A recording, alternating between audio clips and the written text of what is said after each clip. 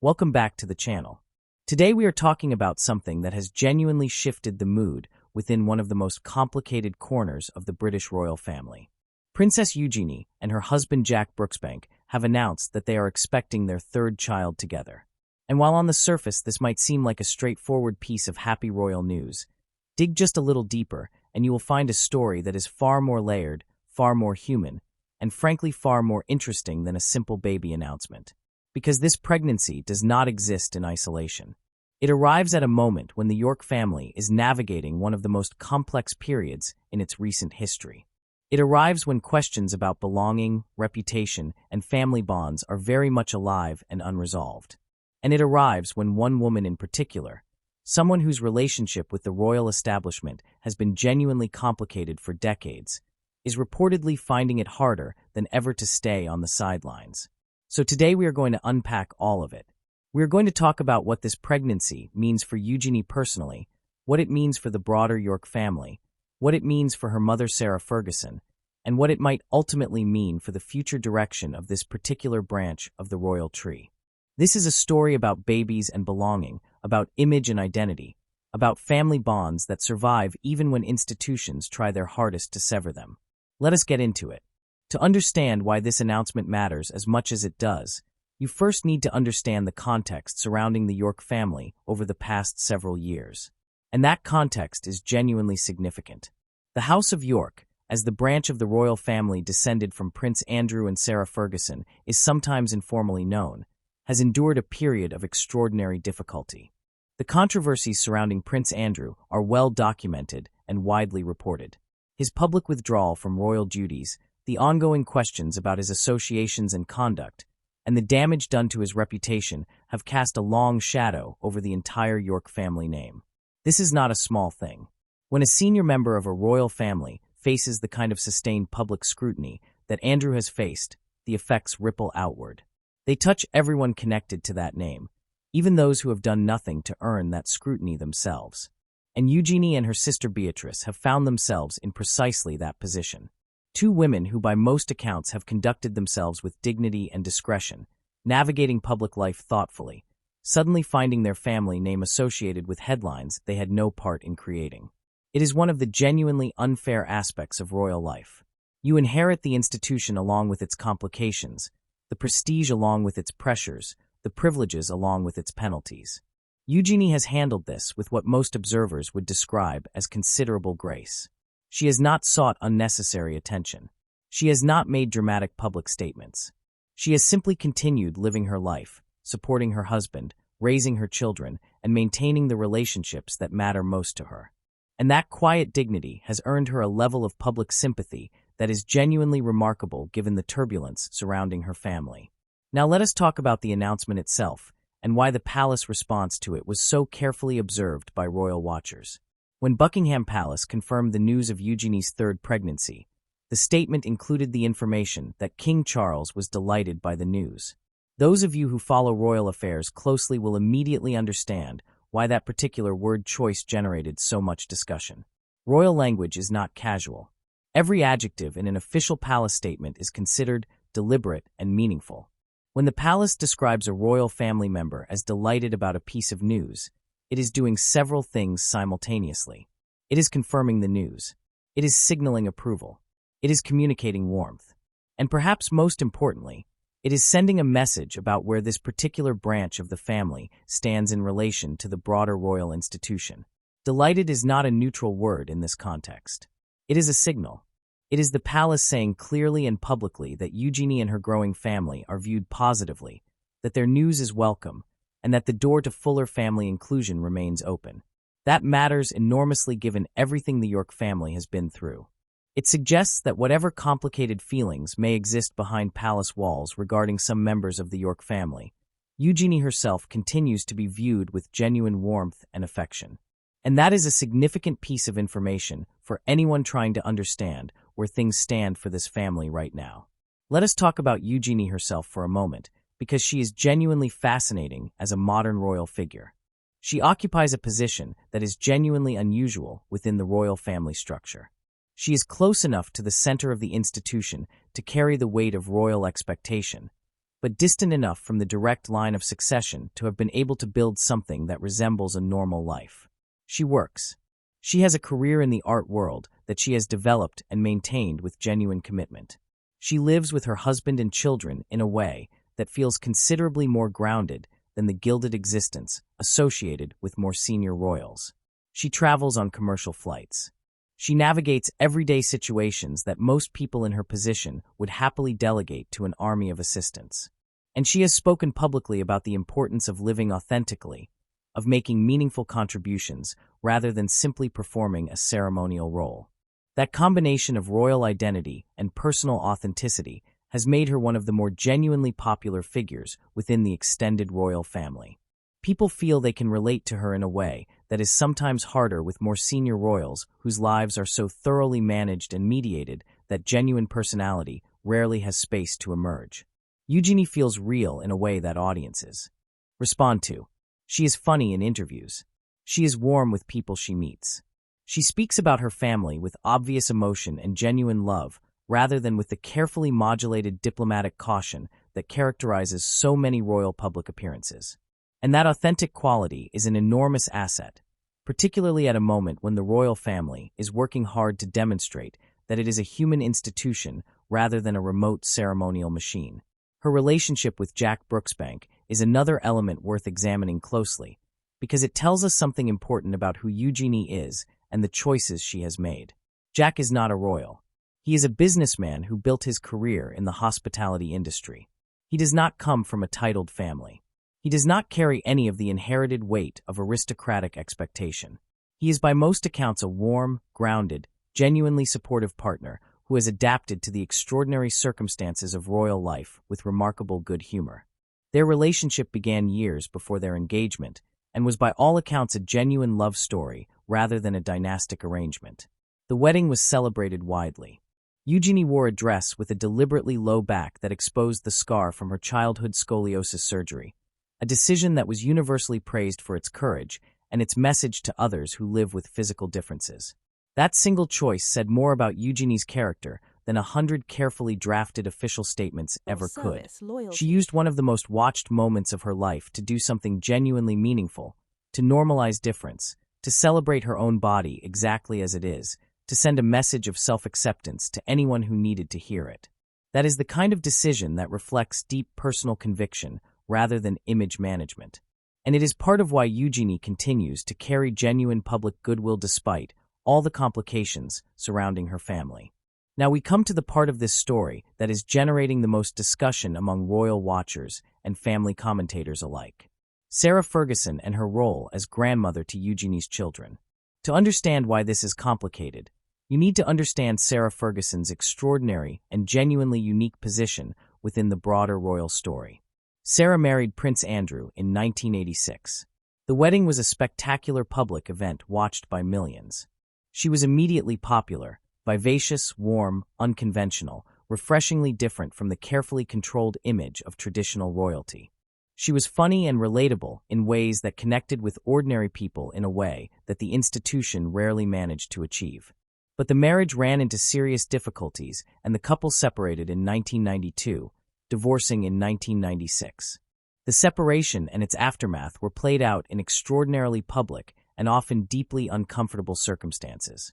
There were tabloid controversies, photograph scandals, public embarrassments that became global news stories. Sarah became one of the most scrutinized and at times most criticized figures in the British press during the 1990s.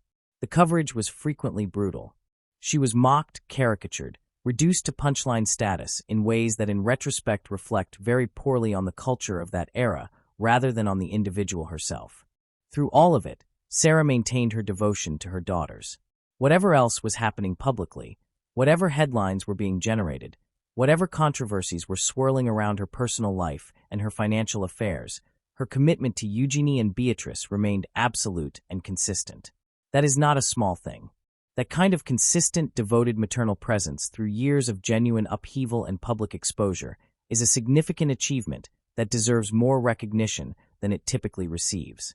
And Eugenie and Beatrice have both spoken about their mother with obvious love and respect that suggests they are entirely aware of what she has given them despite the difficulties. Sarah's position today is genuinely complicated in ways that are worth examining carefully and without simplification. She remains on warm personal terms with some members of the royal family, despite the institutional distance. She has spoken publicly about her continued respect and affection for the institution and for key individuals within it. She has worked to rebuild her public profile through her writing career, through various charitable endeavors, and through media appearances where she has shown considerable self-awareness about her own complicated history. She has not hidden from the difficult chapters of her story.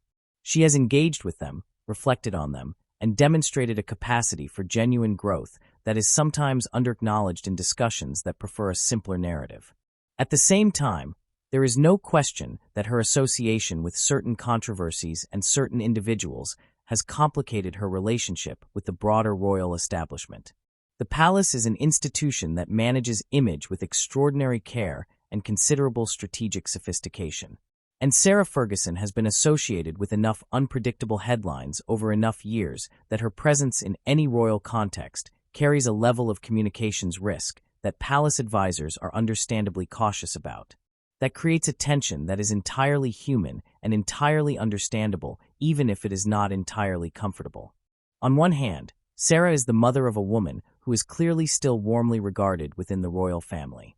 On the other hand, her presence in any high-profile royal context carries risks that the institution prefers to minimize. Navigating that tension, being present for her daughter and grandchildren while respecting the institutional sensitivities that make full public visibility complicated, is the challenge Sarah is reportedly facing as Eugenie's third pregnancy progresses. What makes this particularly poignant is the nature of the bond between Sarah and her grandchildren. By every available account, including Sarah's own public statements and the testimony of people who know the family, Sarah is a deeply devoted grandmother. She has spoken about her grandchildren with the kind of unguarded enthusiasm that money and strategy cannot manufacture. When she talks about little August, Eugenie's first son, or about Beatrice's daughter Sienna, there is a warmth and a specificity in her descriptions that speak to genuine involvement and genuine delight. She knows her grandchildren. She is present in their lives in ways that matter. And the arrival of a third grandchild through Eugenie is clearly something she is eagerly anticipating. The question of how visibly and publicly she will be able to participate in celebrating that arrival is one that palace image managers are presumably thinking about very carefully, because the optics here are genuinely complex. If Sarah is seen to be actively involved and publicly present around Eugenie's pregnancy and birth, it brings her back into a spotlight that the palace generally prefers to keep aimed elsewhere. But if she is seen to be completely excluded from this family milestone, the monarchy risks looking cold, punitive, and frankly uncompassionate in a way that serves nobody's interests. It is a genuinely difficult communications challenge. And the solution, if there is one, probably involves the kind of quiet, behind-the-scenes involvement that keeps Sarah emotionally present in her family's life without generating the kind of public attention that complicates the institution's carefully managed narrative. Let us now talk about what this pregnancy might mean for Eugenie and Beatrice's broader standing within the royal family going forward. Because there are genuine reasons to believe that this moment represents something of a turning point, not a dramatic transformation, not a sudden restoration of York family prominence, but a quiet and gradual shift in the institutional attitude toward the two sisters. Royal watchers have noted that both Eugenie and Beatrice have been making slightly more public appearances in recent months compared to the period of heightened family controversy. The tone of coverage about them in both official royal communications and in wider media commentary has become noticeably warmer. The emphasis on family unity in royal messaging has created space for both sisters to be acknowledged as valued members of the broader family rather than as awkward complications to be managed from a distance. None of this is accidental. The monarchy is a managed institution in every sense of the word, and these shifts in visibility and tone represent deliberate choices rather than spontaneous developments. The palace has decided, whether explicitly or implicitly, that the narrative around Eugenie and Beatrice should be moving in a more positive direction. And Eugenie's pregnancy fits perfectly into that narrative shift. A baby announcement is the clearest possible signal of continuity, of family growth, of hope rather than controversy. It is exactly the kind of story the royal family wants to be telling right now. And the warm official response to the announcement suggests that palace strategists recognize exactly what this moment offers them in terms of a more positive and human narrative to offer a public that has grown tired of crisis and controversy. There is also a generational dimension to this story that deserves consideration. The royal family is in the middle of a significant generational transition. King Charles has brought a different sensibility to the throne than his mother, one that is more emotionally expressive, more willing to acknowledge complexity and difficulty, more interested in human connection alongside institutional protocol. The Prince and Princess of Wales are building their own vision of what a modern royal family should look like, one that balances tradition with a more grounded and accessible public identity. And across the extended family, younger royals are navigating questions about what meaningful royal service looks like in the 21st century, how to balance public duty with private life, how to remain relevant and respected in a media environment that is more demanding, more critical, and more immediate than anything previous royal generations faced. Eugenie fits into this generational picture in an interesting way. She is neither a full-time working royal in the traditional sense, nor a completely private individual. She occupies a middle space that is in many ways more honest about the complexities of royal identity than the cleaner but more artificial categories of working royal and private citizen that the institution sometimes prefers. Her pregnancy, her family life, her career, and her maintained connection to the broader royal family all suggest someone who has found a way of living that is genuinely her own, shaped by but not entirely dictated by the institution into which she was born. For the York family more broadly, this is a moment of genuine if fragile hope. The difficulties of recent years have been real and serious. The damage done to the family's public standing by various controversies has been significant. But families are not solely defined by their lowest moments, and institutions are not solely defined by their worst headlines. What makes the monarchy resilient, what has kept it functioning through centuries of genuinely extraordinary challenge and change, is its capacity to generate new chapters. Not to erase difficult ones, not to pretend they did not happen, but to move alongside them into moments that speak to something more enduring than any individual controversy. And a new baby, another small person arriving into the world, connected to all of these complicated human stories, but entirely innocent of them, is exactly that kind of new chapter. There is a reason why cultures across history have responded to birth with celebration. New life does not resolve the complications of the lives surrounding it, but it creates space for those complications to be viewed from a different angle, one that emphasizes what endures rather than what has fractured. For Eugenie personally, this is a moment of profound personal significance that deserves to be celebrated entirely on its own terms. She is a mother adding another child to her family. Whatever else is happening around her, whatever institutional calculations are being made, whatever communication strategies are being developed, at the center of all of it is a woman who is expecting a baby and who is surrounded by the love of her husband, her children, and her family. That is worth pausing to acknowledge. The royal family's great challenge, and its great gift, is that its most fundamental moments, births, marriages, deaths, are human moments that happen to occur on an extraordinarily public stage. The humanity does not disappear because of the audience. It simply has to find its expression alongside institutional obligations and public expectations, rather than in the privacy that most families are fortunate enough to enjoy. Eugenie has shown throughout her public life that she understands how to hold that tension with dignity and warmth. And everything suggests she will continue to do so as she prepares to welcome her third child. So what happens next?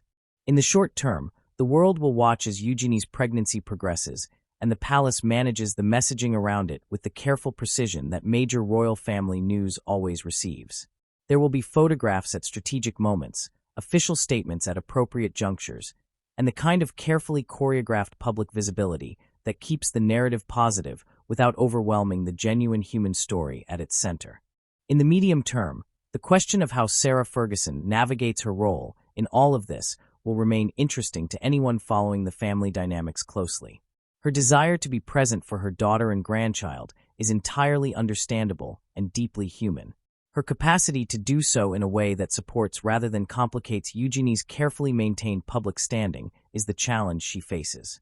And in the longer term, the arrival of this baby may indeed mark a quiet but meaningful turning point for the York sisters and their place within the royal story. Not a dramatic rehabilitation, not a sudden return to the kind of prominence the family once enjoyed, but a gradual and genuine repositioning around the most durable values in any family story.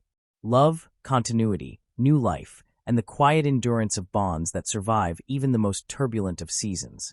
Thank you for spending this time with us today exploring one of the most genuinely human stories within the British royal family right now. Princess Eugenie's growing family is a story about far more than a pregnancy announcement. It is about survival and resilience, about the complexity of family loyalty, about the way institutions try to manage human emotions that ultimately refuse to be fully managed, and about the enduring power of new life to shift perspective and renew hope even in the most complicated of circumstances. If you found this deep dive worthwhile, please give it a like, leave your thoughts in the comments below, share it with someone who follows royal affairs, and make sure you subscribe so you never miss our next exploration of the stories behind the stories. We will see you in the next one.